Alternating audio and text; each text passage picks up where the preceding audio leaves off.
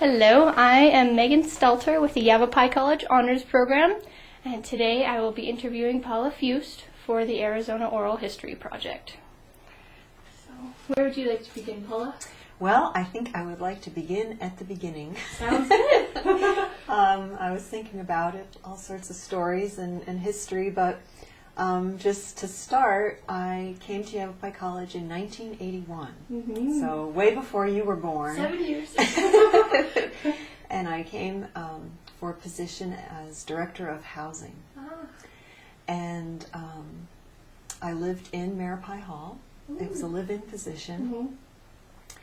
And I was involved in residence life and campus life for about the next 9 or 10 years or so. Wow.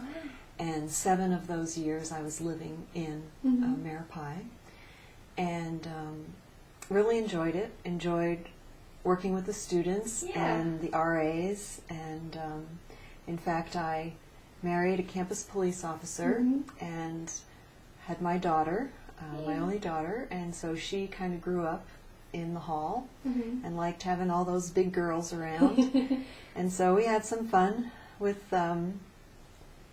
with living with the students. Of course, there were times when there were crazy things going on, but ruckus and all that kind of stuff. Yeah. But for the most part, it was really fun, and I enjoyed working with the students. Absolutely. And still remember some of those names. Certainly, a lot more faces than names. But so anyway, that was my kind of the first part of my career at Yavapai College.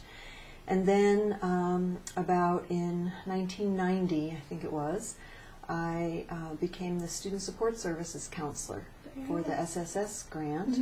And I really enjoyed that because my master's is in counseling. And so I had worked as a hall director when I was in graduate school, getting that master's in counseling, but I enjoyed it, so then decided to continue in that residence life field. But anyway, then I was really happy to shift into this counseling advising role, and I really enjoyed that. Enjoyed working with students again, one-on-one, and we took transfer trips to the universities and some personal counseling, not a whole lot, but mostly academic advising and student success workshops and test anxiety workshops, that kind of thing. So then I job shared for a couple of years, actually, because my mom was ill, and so I was able to do this job share thing for 2 years, and that was really great. And so that was, part-time, but then I went back to full-time, and I became an academic advisor in the advising department, so no longer grant supported, but a full-time institutionally funded position, so that kind of attracted me to do that. And I would say academic advising has been my favorite thing I've done here. I've really enjoyed it. I like all the detail of the degree requirements and all that crazy stuff. And what time. Right. So anyway, I enjoyed that, and ended up becoming director of advising, and also in counseling services, and had career counseling and academic advising and personal counseling report to me. And I had a great staff. I really enjoyed working with the advisors. I had a really great team. If I could say their names: Tanya Sheldall, Doug Terry, Fred Kester, Betty Bartley was our personal counselor, and Liz Winnie. Wow, Liz Winnie Is she? Okay. So that was my staff, and later Becca Stein joined us. And so it was just a really great group, and so I certainly enjoyed coming to work every day, working with that group, and then also working with students. So that was great. From there, I moved into an assistant dean position of student services, and that was 2003 or 4. And so I did that until the time I retired, and then I was in charge of a lot of different areas. How long you were retired? I was. Before I was retired, I had a lot of different departments under me, everything from the Learning Center and Disability Resources to the residence halls and student discipline and still advising and career counseling and on and on and on. So yeah, the list continues. yeah, so it was a little overwhelming to me, but it was good. I guess I was trying to coordinate all those departments to support student learning and student retention. That was our whole focus, was what can we do to help students stay in school? Yeah. And what kind of programs and services should we be offering, and how can we assess students as they come in to see, not just assessment like Compass, but assess their personal qualities. Yeah. So anyway, that reminds me, I also supervised testing, and somewhere along the line I became a GED examiner. That was kind of fun. Hey, there you go. So that was good. And recently I've helped with English as a second language testing. So I've done a lot of different things, and I really enjoyed every bit of it.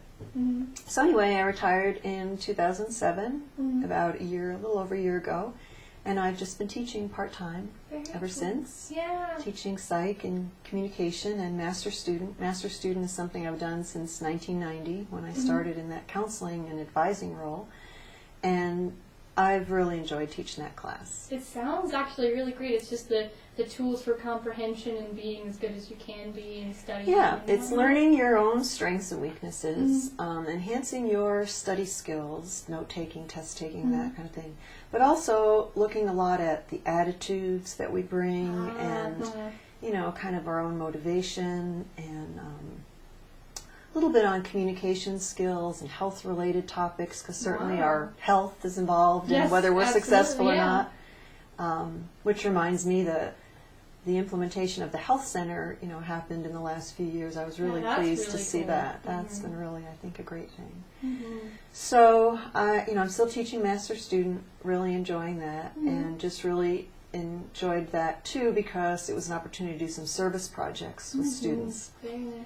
And so everything from the VA hospital nearby to Salvation Army, or collecting books for children's books for local libraries, and probably the most fun one I did was this trip to Kanab, Utah with some students. Oh, very cool. We went up to the Best Friends Animal Sanctuary, and that was really a fun trip. Yeah. So that was good. Oh, that sounds awesome. And so we've done some of the walks, like Diabetes Walk and other kinds of things, and UNICEF fundraiser, and reading to kids at Head Start. So I really enjoyed those service projects, and so I'm hoping to continue that. Yeah, that's wonderful. I really like that, actually. Yeah. I remember doing some of that in high school, and I was wondering if it did carry on into college, and I'm very glad it does, because it was almost like I was so into it, and then once I got into college, it was almost like a drop-off. So it's good to know that there's still Well, and there's some research. I just went to a conference last week, and there's some research that shows that students who are involved in community service, at least 50 hours per semester, are more likely to come back the next semester. They have higher GPAs. So I guess part of my last few years here, I've done a lot of research trying to figure out what does work, and try to implement those kinds of programs to help students get involved. And I mean, it's hard at a community college because so many students are here and they leave. And then they're just like, this is college, this is life. They're completely separate. Right, and I got to go home to my kids, and I got to go work my full-time job. And certainly our residence hall students, it's a little different, but even they, often have jobs. But so many of our commuters are just here and gone, and it's hard to really connect. So just trying to get them to connect with other students and activities, and say, oh, go to some campus activity, and they're like, oh, I don't have time, or join a club, I don't have time. Why would I do that? But it's good for the old resume, and good for all that. So anyway, that's kind of a quick summary of what I've done. And as far as changes that I've seen, I guess one of the things I want to point out is the changes in the physical setting of the campus. I think that since the master plan, I mean, the campus is beautiful, really. I mean, it used to be quite plain and I remember linear when and the just registration facilities were over in those portable buildings. Oh, yeah. And I was like, this is Yavapai. Well, we were originally in Building 1, Uh-huh. but then there were some problems with, I don't know, air quality or something, and so they needed to do some work, and then ended up deciding, well, we're just going to, do this whole big remodel of the whole we're gonna campus. do it. We might as well do this. So I just think that, it's really outstanding. That I the do campus looks too. beautiful, the I love it. landscaping and all that. So that's been a really pleasant change. Certainly I've seen quite a few administrators come and go, so there's been some ups and downs with different presidents and vice presidents and all that. Absolutely. But everybody, brings in their ideas and brings in what they want to change and what they want to keep the same. right. Mm-hmm. So, I remember Dr. Walker, who, when he left, he wasn't very popular with the faculty, and there were, people who were upset that he built a performance hall, and yet look at the performance hall, Absolutely. It's such a wonderful, right. Yeah. So, but I don't know. So, anyway, there have been, changes in supervision, and I've basically just reported to a few different people, and that's all been good. Yeah. And so I think that certainly the changes in technology have been very evident on campus with students. And, long ago, I challenged the RAs when I was doing the training. I said, okay, who knows, the first year of MTV? Because I was in Yavapai Hall at the time, and MTV was such a big thing. So that was 1983, so like, oh my gosh, you're so old. Oh man. That's been around forever, but no, it hasn't. So anyway, I remember when that was a big deal to students. And now, of course, everybody is on, texting and iPods and everything all the time. So, Absolutely. and when I was first in advising, I guess we had networked computers, but I just saw the transition to everybody having a PC and all that. So just the way we changed business, going from paper to electronic files and emailing students and phone just calls and stuff like that. right, or letters, Yeah, or absolutely. so that certainly has changed the way we do business, and so anyway, that's been a big change as well. I think even with changes, I was thinking about how students kind of remain the same in many ways. Really? I mean, I know there are changes with students, but Your style of dress, and sure, etc. sure, but the reason they're coming here, I think, remains somewhat constant. So, if I try to look for constants within the change, students are coming here to better their lives, to expand on their education, to learn some skills, whether it's in technology, automotive, or something, or nursing, or to transfer. So those things have remained somewhat constant as far as working with students. Students are still needing understanding and support and tools. Students come in and they don't walk through the door or drive up the entrance and all of a sudden know all the resources and all the how do you do this or that. And I think that's been a satisfying part of my job, no matter what, was helping students kind of navigate their way. Absolutely. I'm starting my second year, and I'm still just learning all the different branches you can go into. It's amazing. And there's more and more fields you can go into. That's true, that as opposed to many years ago when careers were more traditional along gender lines or something, and now people are changing careers over their lifetime so many times. I mean, I feel like I've been fortunate to have had different careers within the same place. Yes, that's been really nice for me. That's been wonderful, because I don't think I could have, stayed in one position for all that time. And Understandable. yeah, Mm-hmm. so I've been very fortunate, and Yavapai College has been very good to me as far as I agree. as that. I love it. It's so wonderful. so anyway, students, I still enjoy working with them, and occasionally I see a former student. Oh, and one thing I was going to point out, that I was trying to think about interesting things. There are currently 2 full-time employees who were students in Yavapai Hall when I was hall director. Very nice. Yeah. Joan Fisher, she's my English teacher. she was one of my Residence Hall students, and Tanya very Sheldall, who's Director of Advising now. So that's kind of funny and dates us all, but it's just kind of funny that they're here working now. That's great. Yeah. It's kind of fun. So let's see, what else? Have the dorms physically changed a lot, or Well, are they pretty much the same as they used to be?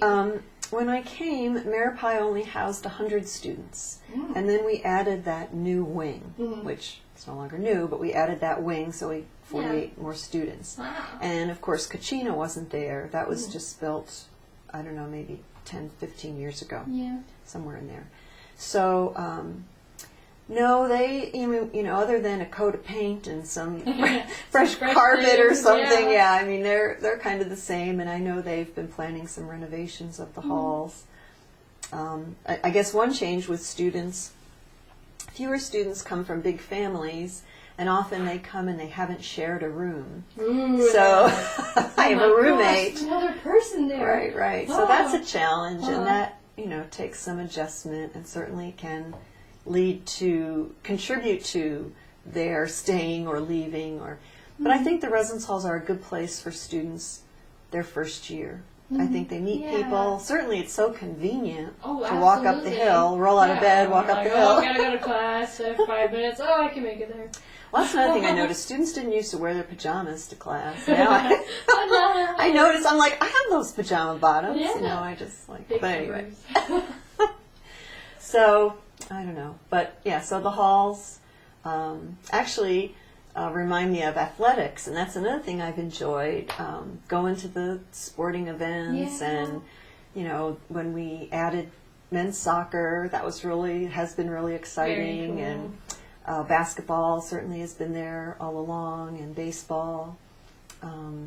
We had just eliminated women's softball, I think, right before I came, and now we just, of course, have it back. Fantastic. Always had volleyball, but that's been real enjoyable for me to watch the student athletes. Most of whom have succeeded in school as well, but to see them, some of them go on and play at other schools, and just to see their success. And that might not have been possible if Yavapai hadn't necessarily had that program. Right. So that's been a nice constant for me too, is seeing those students, and of course the famous athletes that have come to Yavapai College, like Kurt Schilling, of course. Like I knew him. He was in the other residence hall when I was in Yavapai, but so I think I talked to him once or something. But of course, you still have to claim passing, of course. But anyway, so. I've enjoyed that too, the athletics, and well, like now that there's a huge amount of growth with the college and the student body and the people moving into Arizona, have you or your husband noticed a rise in crime or any kind of a danger, or has Yavapai stayed pretty mellow over the years? I think it's stayed pretty mellow, except probably. With the increase in meth use. I mean, I guess that, it's just, I went to a couple community meetings where, and I read the paper, and it's just unbelievable. And I've known, a couple students who have revealed, that they used to be meth users or something, and just, so I think that certainly illegal drug use contributes to crime. But as far as safety, yes, it's other than probably the traffic. But right, I guess it seems like still a pretty safe community. I would agree. I definitely, when I'm in my night classes last semester, I would walk around and I didn't feel really threatened or anything. I had remembered reading in the Rough Rider that some of the residents at the halls that their cars were being carjacked or stolen into. I remember I read an article recently from there, but I hadn't heard of chronic events like that. It was just the one time that I read about. Yeah. So I didn't know if that was getting more occurrence, if there was going to have to be different security in the parking lot, or...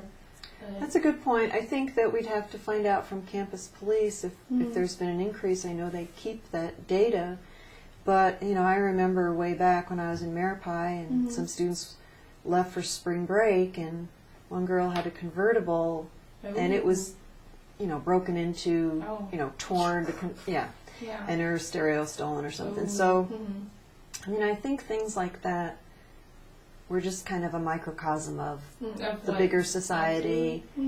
But I know that, as far as crimes against persons, as far as rape or something, I don't think there have been many instances over the years at all.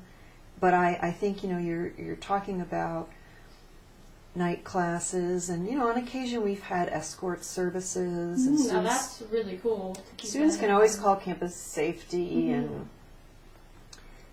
get somebody to walk them. But I still think it's a good practice to have a buddy system or something. Just not to be naive and think, nothing will happen. Because it's Prescott and not Phoenix, Right. But stuff happens, and it's hard to prevent everything. So I think, err on the side of caution and walk with somebody else down to the parking lot. And so. Yeah, no, that's good to hear. I've never really felt threatened or anything. So that's another part of Yavapai that's so great. Well, being in the residence halls and then working with student discipline, I've been acquainted with what's been happening on campus over the years. So I think that's where I would say that even though the enrollment has grown, I don't see a huge increase in that's good. issues on campus. And I know that the college has made an effort to increase lighting. And, the way I view the college administration is they have been responsive. If students say, we think this needs to be better lit, or we think we need an escort service, I think they're very responsive. Certainly they're very concerned with students' safety, and if students don't feel safe, they're not going to come here. So, absolutely. And so many students take night classes. I think the parking lot's real full at night. And actually, it is. Past 9, it gets pretty quiet. Right. Yeah. Well, now a lot of the classes end. The ones that I taught this past semester, 8:15. So used to be they would go later. Wow. I don't know. Maybe they still do, but that was the one I had, like 5:30, 8:15. So. Very cool. Yeah. Yeah. So, well, as far as what you know about the college and what you've experienced, what are your biggest hopes to see for Yavapai College, either in the student or the different services and programs, or the people, or funding? Anything that you kind of have as like a shining star that you'd really like to see happen? Well, I think what comes to mind is I'd really like to see the renovation of the residence halls. I know that's been on the books for a while as far as the plans, and things take time. I know that. But, now that we've completed the master plan projects, that's what I would hope, that some attention would go to refurbishing the residence halls so that they continue to be attractive to students, because I think they really are intended to be living, learning environments, not just like an apartment, but a place where there's some supervision, there's some assistance, there's some activities, and so, I hope that continues to be prioritized, even with the advent of online classes. And so many students are taking online classes, but we all know students learn differently, and so some students, that might be fine for them to learn online. Other students benefit from the face-to-face, provides them more support, more opportunity for discussion. So I think certainly with our athletics programs and attracting students from around the state and even out of state for our unique programs. Gunsmithing, some of the C-Tech, the construction, maybe attracting some students off of parts of the state that don't have community colleges close by, like some of the Native American nations. I think it's really helpful to have the residence halls. So I think the food has improved a lot. So I was sitting there and I was like, hey, it's what much are they better. talking about? It's pretty good. Right. I mean, I think if you always eat there, I guess people complain about anything, but that was always a thing. People always, I'm moving out because Right. Yeah. So I think that's improved, so that's good. So besides that, I think that the college has and continues to focus on student retention and student success, and that's really what we're all about. Yeah, so, I love that. Like, the Learning Center is just like this haven. I walked in and I was like, oh my gosh, there's a conference room, and oh my gosh, there's tutors and tables, and I was like, it was awesome. Right. I think really we exciting. Provide a wealth of services. Absolutely. I think the challenge is getting all students to use them. Yes. Some are very readily, they're Yeah. they're the good students wanting to be even better. And I would, some students, I can't get up. I'll go to tutoring next week, whatever. So it's hard to motivate everyone, but I think that's one of the reasons we have the master student classes, to try to provide that kind of encouragement and the tools to help students be successful. So I think that also looking at skills for the future. It's been said that students in school now will have careers that are not even invented yet or don't even exist. So how do we educate students to adapt to change and to be lifelong learners? And a lot of students, I just want to get a job. I just want to get it done and make money. Right. And so, and along that line too, I think, and this is where, again, ties into my interest in service learning, we want students to leave with the intent already being, but with the intent to be good citizens. And what does that mean? And to be a participant in our democracy, our government, our voting, and making a difference in other people's lives. And so I think that that's real important too. And it speaks somewhat to people's values, but I think that that's part of education. Part of our general education values, if you will, that students gain certain personal qualities and competencies, and can communicate, can resolve conflict. Yeah, I guess.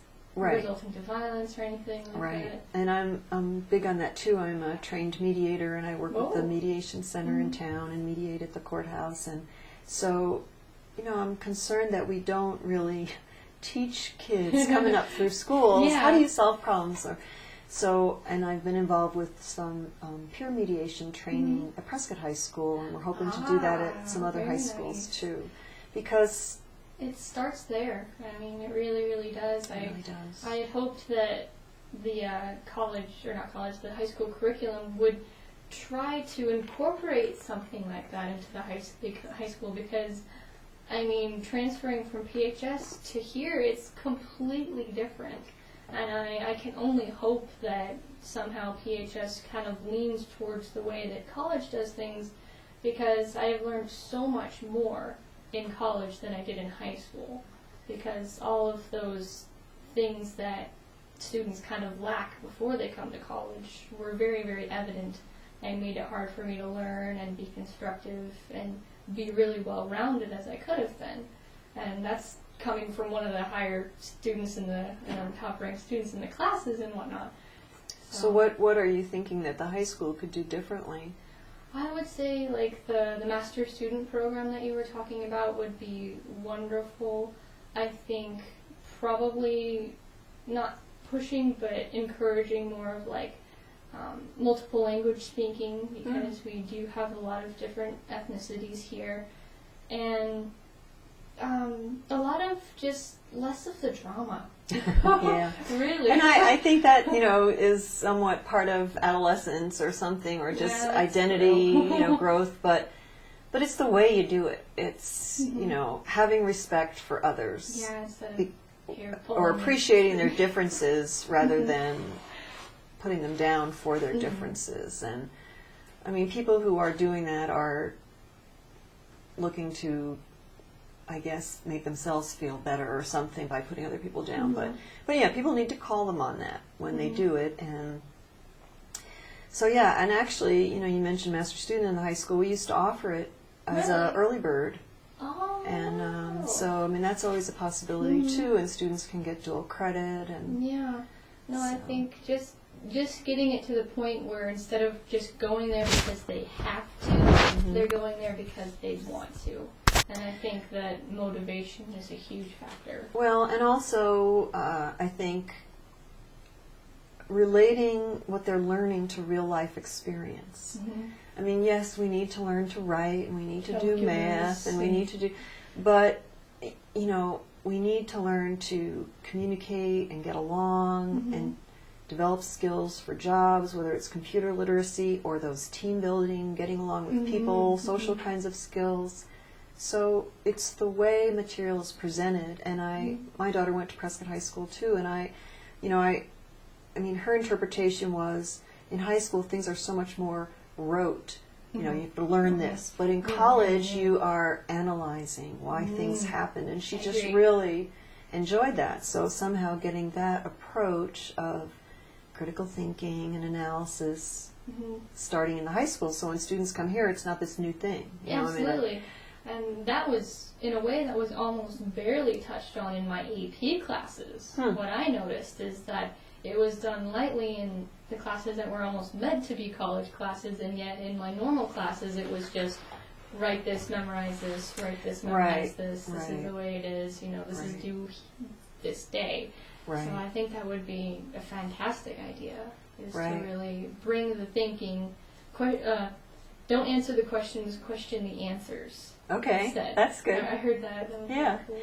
And I think it's the way secondary ed teachers, middle school teachers too, elementary school teachers, are taught how to teach. Yeah. And I think that in our age of teaching to the test somewhat, we got to pass the aims, we got to do well on these standardized tests, so that's all well and good, but there are other things too. And, as I said earlier, everyone has their different kinds of strengths, and all those different strengths add up to create our society, and so we need to value those different strengths. And we, in teaching psych, we talk about multiple intelligences, and people don't just have IQ, they have emotional intelligence as well, and there's certainly more and more with that. And I guess that brings to mind something else that I feel really fortunate as far as my longevity at Yavapai College, is that